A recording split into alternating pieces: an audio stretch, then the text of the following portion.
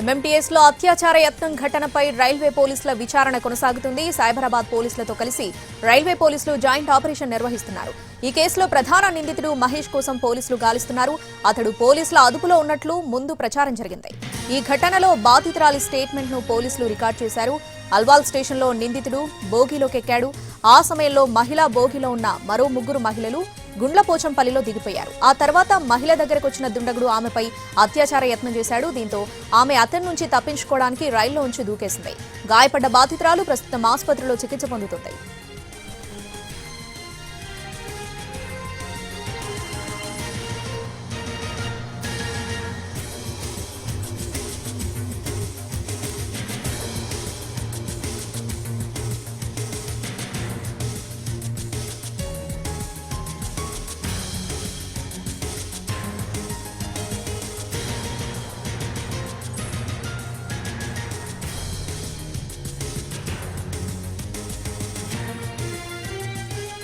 MMTS లో అత్యాచార యత్నం ఘటనపై రైల్వే పోలీసుల విచారణ కొనసాగుతుంది.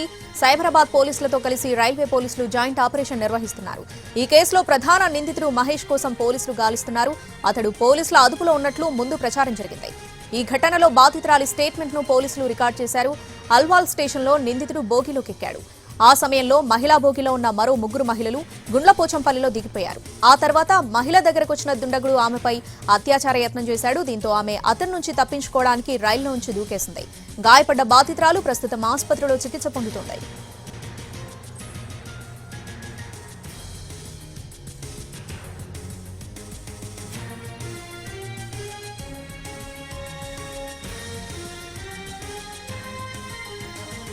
ఈ ఘటనకు సంబంధించి పూర్తి అప్డేట్స్ మా ప్రతినిధి రాధాకృష్ణ అందిస్తారు.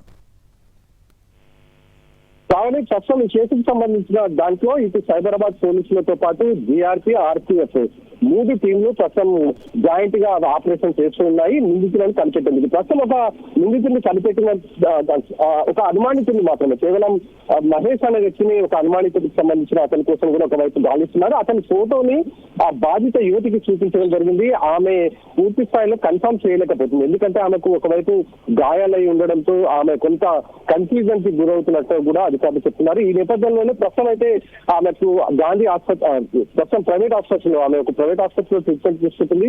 అక్కడ ఆమెకు అవసరమైన వైద్య చికిత్సలు అందిస్తూ ఉండగానే మరొక వైపు దర్యాప్తు అధికారులు ఆమెకు ప్రస్తుతం గౌడవెల్లి గ్రామానికి సంబంధించి, అంటే మేడ్చల్ సమీపంలోని గౌడవెల్లి గ్రామానికి సంబంధించిన జంగం మహేష్ అనే వ్యక్తికి సంబంధించి ఒక ఫోటోని చూపించడం జరిగింది.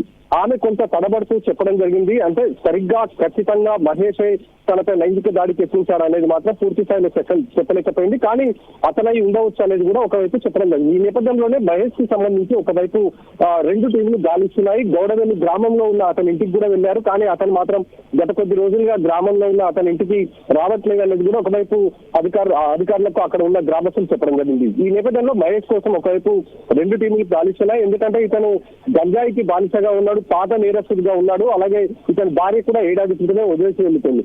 దీంతో ఇతని పైన అనుమానాలు వ్యక్తమవుతున్నాయి. ఆ రోజు అక్కడ ఉన్న ఒక సీసీ కెమెరా ఫుటేజ్, ఎక్కడైతే కొంపల్లి బ్రిడ్జ్ సమీపంలో యువతి ట్రైన్ నుంచి దూకడం జరిగిందో ఆ ప్రాంతంలో ఒక ఏజెన్సీకి సంబంధించిన సీసీ కెమెరా ఉండడం జరిగింది. ఆ ఒక్క సీసీ కెమెరాలో చిన్నపాటి విజువల్స్ దొరకడం జరిగింది. ఒక టెక్స్ట్ సెట్ వేసుకున్న వ్యక్తి అక్కడి నుండి వెళ్తున్నట్టుగా. దాంతో అతనికి ఆ టెక్స్ట్ సెట్ కి సంబంధించిన సీసీ కెమెరా ఫుటేజ్ లో లభించిన చిన్నపాటి క్లిప్ ఆధారంగా ప్రస్తుతం అయితే పోలీసులు దర్యాప్తు చేస్తున్నారు. మొత్తం 4 టీంలు ఒకవైపు నిందితులను పట్టుకునేందుకు, కేవలం మహేష్ ఒక్కడే కాదు ఇంకా మరొక 3 కూడా అనుమానితులు ఉన్నారు. వాళ్ళ కోసం ఒకవైపు గాలిస్తూ ఉన్నాయి దర్యాప్తు అధికారులు. మరొక వైపు ఆర్పీఎఫ్ కి సంబంధించిన సిబ్బంది ఖచ్చితంగా ఈ మహిళా బోగీలలో ఉండాల్సి ఉంది. ఖచ్చితంగా 2 ఆర్పీఎఫ్ పోలీస్ కానిస్టేబుల్స్ ఉండాలి, మహిళా కానిస్టేబుల్స్. కానీ వాళ్ళు ఇటీవల కాలంలో ఎక్కడ కూడా ఎంఎంటీఎస్ ట్రైన్లలో కనిపించకపోవడంతో ఇలాంటి ఆగడాలు పెరుగుతున్నాయి అనేది కూడా ఒకవైపు ఎంఎంటీఎస్ లో ప్రయాణిస్తున్న వాళ్ళు చెప్తున్న పరిస్థితి ఉంది. ఒకవైపు ఇజ్రాయల్కి సంబంధించిన ఆగడాలు ఒకవైపు పెరుగుతుంటాయి. మరికొంతమంది గంజాయికి సంబంధించి తాగుతూ గంజాయి మత్తులో వీళ్ళంతా కూడా అసభ్యకరంగా ప్రవర్తిస్తున్నారంటూ కూడా మరికొంతమంది చెప్తున్నారు. మరి ఆర్పీఎఫ్ కానిస్టేబుల్ ఇప్పటికైనా ఇలాంటి ఘటనలు జరగకుండా ఉండేందుకు అవసరమైన చర్యలు ఒకవైపు ఆర్పీఎఫ్ తో పాటు జీఆర్పీఎఫ్ పోలీసులు అవసరమైన చర్యలు తీసుకునే దిశగా ఒకవైపు చూస్తున్నారు. ప్రస్తుతానికి మాత్రం ఈ ఘటన తర్వాత ప్రత్యేకంగా ఎంఎంటీఎస్లలో షీటింగ్స్కి సంబంధించిన 2, అలాగే మఫ్టీ పోలీసులు మరొక 2, మొత్తం 4 మాత్రం ఉంచుతున్నారు ఇలాంటి ఘటనలు జరగకుండా ఉండేందుకు. ఈ ఘటనకు సంబంధించిన దాంట్లో మాత్రం కేవలం జంగం మహేష్ అనుమానితుడిగా మాత్రమే ఉన్నాడు, ఇంకా అతను అదుపులోకి రాలేదు. రాధాకృష్ణ, ఈ ఘటనలో మొత్తం ఎంతమంది అనుమానితులు ఉన్నారు, వాళ్ళ ఫోటోస్ కూడా ఏమైనా రిలీజ్ చేశారా? డీటెయిల్స్ ఏంటి దీనికి సంబంధించి?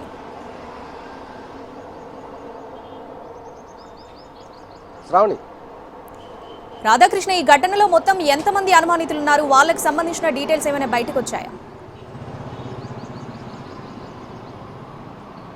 శ్రావణి, యువతి స్టేట్మెంట్ రికార్డ్ చేయడం జరిగింది దర్యాప్తు అధికారులు. ఆమె చెప్పిన వివరాల ప్రకారంగా చూస్తే మాత్రం కేవలం ఒక్కడు మాత్రమే ఈ ఘటనలో ఉన్నాడు. ఆ ఒక్కడు కూడా ఎప్పుడైతే అల్వాల్ రైల్వే స్టేషన్ దగ్గర ఆ మహిళా బోగీలో ఉన్న 3 2 లేడీ ప్రయాణికులు దిగిపోవడం జరిగింది. ఆ బోగీలో ఉన్నది కేవలం ప్రస్తుత బాధిత యువతి ఒక్కతే. ఆమె కొంచెం దూరం వెళ్ళిన తర్వాత తన సెల్ ఫోన్లో ఆమె ఉంటుండగా ఒక యువకుడు ఆమె దగ్గరికి వెళ్ళి ఆమె పట్ల అసభ్యంగా ప్రవర్తించడంతో పాటు ఆమెపై లైంగిక దాడికి యత్నించడంతో భయపడి కొంపల్లి బ్రిడ్జి దగ్గర బాధితురాలు దూకడం జరిగింది.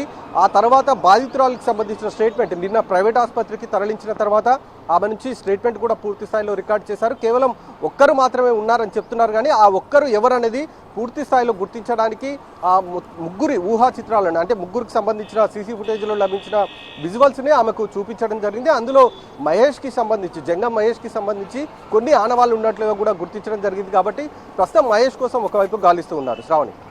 Right Radhakrishna, thanks for the updates.